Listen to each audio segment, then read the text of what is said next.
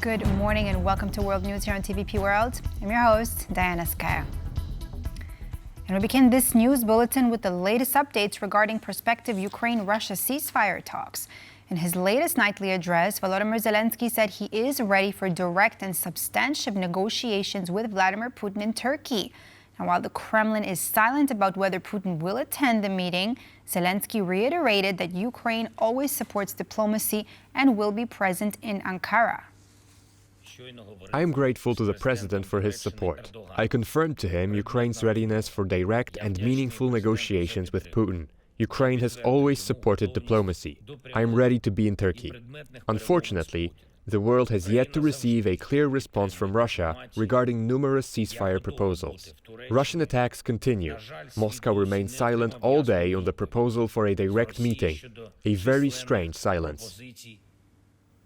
During a press conference ahead of Donald Trump's arrival to Turkey, Turkish President Recep Tayyip Erdoğan highlighted the significance of the back-to-back negotiations over peace in Ukraine. The leader went on to say that a new window of opportunity has emerged to bring the war in Ukraine to an end. Russia, Ukraine, the United States, and European countries are in agreement on holding talks. As the only country that has earned the trust of all parties, we reiterated our readiness to contribute to these negotiations and our willingness to host them. With the latest contacts, we see that a new window of opportunity has opened. God willing, we believe this time the opportunity will not be wasted. Volodymyr Zelenskyy said on Monday he had spoken to his Turkish counterpart, Recep Tayyip Erdoğan, about a proposed meeting on Thursday in Turkey to discuss the possibility of a ceasefire in the war with Russia. The Ukrainian military says, meanwhile, Russian forces launched dozens of attacks along Ukraine's eastern front just after that 30-day ceasefire put forward by Kyiv and its EU allies was officially set to begin. The Kremlin responded by saying Russia will not yield to ultimatums after European leaders warned of new sanctions if Moscow refuses the ceasefire. Now, the attacks are perceived as the Kremlin's rejection of the ceasefire proposal. A day earlier, Ukrainian President Volodymyr Zelenskyy had expressed hope that the truce could open the door to diplomacy. He also said that he would wait for Vladimir Putin in Turkey for peace talks. Meanwhile, U.S. President Donald Trump has said he might fly into Turkey Thursday for those Russia-Ukraine talks. Staying on that matter, Donald Trump in a statement expressed hope for a positive outcome to that upcoming meeting between Russia and Ukraine in Turkey. Trump mentioned the possibility of flying to Turkey to support the talks. Here is what he had to say about the situation. I think you may have a good result out of the Thursday meeting in Turkey between Russia and Ukraine. And I believe the two leaders were going to be there. I was thinking about flying over. I don't know where I'm going to be on Thursday. I've got so many meetings. But I was thinking about actually flying over there. There's a possibility of it, I guess, if I think things can happen. But we got to get it done. We got to save 5,000 lives a week. 5,000 lives is really more than that. It's worse than that. Now, despite prospective ceasefire talks, Russia's attacks on Ukraine continue. And also despite calls for a 30-day ceasefire from Ukraine and EU allies, with Moscow targeting several regions with drones and guided bombs, marking a significant escalation after the May 12 deadline for an unconditional ceasefire expired. Now, in a series of Russian overnight strikes, Mykolaiv, Kirovohrad, Vinnytsia, and Odessa were hit with drones, while the Sumy region in the northeast was targeted with guided bombs. The attacks followed a day of ongoing Russian assaults, and Ukraine's Foreign Minister Andriy Sybiha reported multiple casualties, with 7 wounded in one drone strike. In response, the Kremlin rejected the ceasefire as an ultimatum, but invited Ukraine to sit down for direct talks in Istanbul last week. Ukrainian President Zelenskyy has accepted the invite, agreeing to meet Putin on May 15, although the Russian leader's attendance remains uncertain. Meanwhile, European countries have pledged to implement new sanctions against Russia's banking and energy sectors if the ceasefire is not honored, and a new round of sanctions is expected to be unveiled on May 14. Donald Trump, however, has shifted his stance, now urging Ukraine to engage in peace talks with Putin and even suggesting he may join the discussions in Istanbul. EU Defense Commissioner Andrius Kubilius says that a portion of the €800 billion Rearm Europe program will go towards supporting Ukraine's military. In an interview with the European Pravda, Kubilius went on to say that member states can use the program's funds to supply Ukraine with weapons and invest in its defense industry. Now, the Rearm Europe plan includes a projected €650 billion in increased defense spending and $115 billion in loans for defense investments. Kubilius said countries can tap into that loan facility for joint procurement efforts, specifically aimed at bolstering Ukraine's defense sector and meeting the need of its armed forces. He also warned of a possible Russian attack against the European Union, citing intelligence from multiple countries suggesting that Russia could be ready to attack the EU before 2030.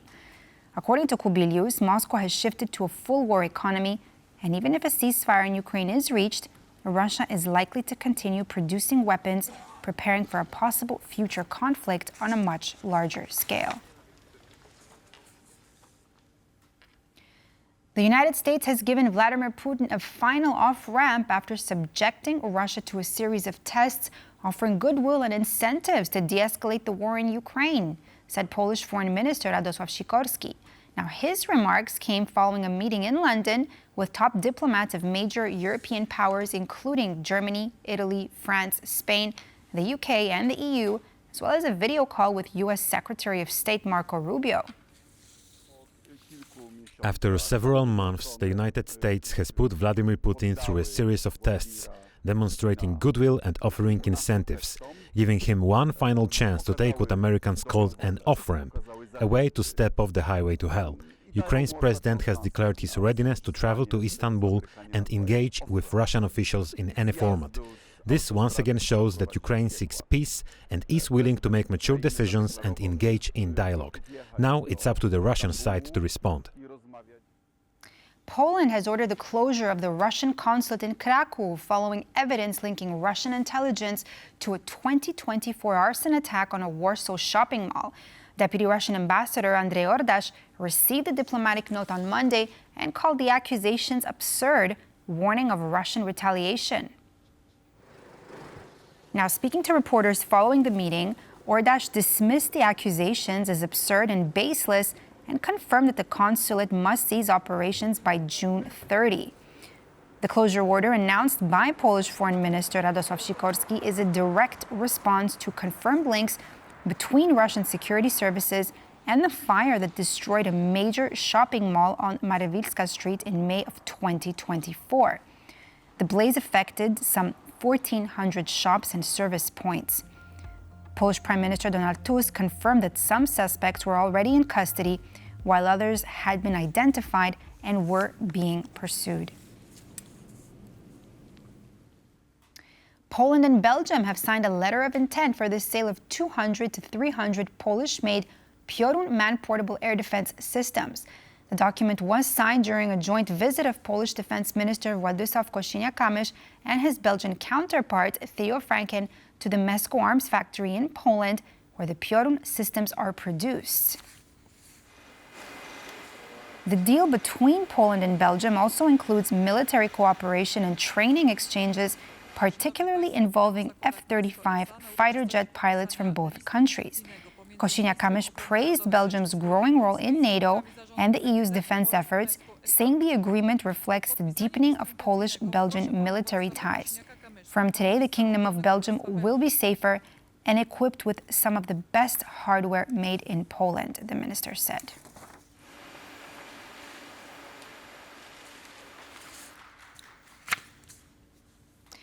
Vote counting following Albania's parliamentary elections continues, but preliminary results indicate a lead for incumbent Prime Minister Edi Rama's Socialist Party.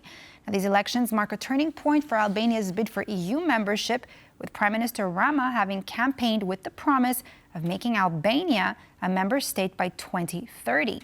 In a press conference in Tirana, international observers pointed out that although the elections were well run, they lacked a level playing field for all contestants.